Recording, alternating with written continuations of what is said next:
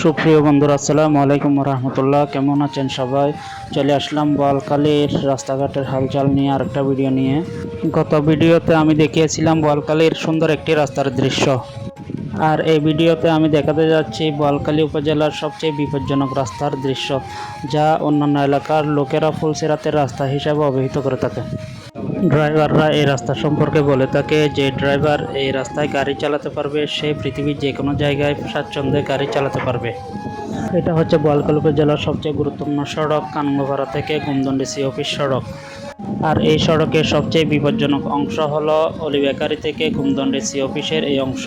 এই সড়কের এই অংশের মধ্যে এত বেশি আঁকাবাঁকা টার্নিং পয়েন্ট রয়েছে যেগুলো খুবই বিপজ্জনক, যা অন্যান্য রাস্তার ক্ষেত্রে দেখা যায় না। তাই এই রাস্তা দিয়ে যারা বাইক অথবা অন্যান্য গাড়ি নিয়ে চলাফেরা করবেন তারা খুব সাবধানে এই রাস্তা দিয়ে চলাফেরা করবেন, কারণ এই রাস্তায় এতগুলো টার্নিং পয়েন্ট আছে, যে কোনো সময় যে কোনো দুর্ঘটনা ঘটে যেতে পারে।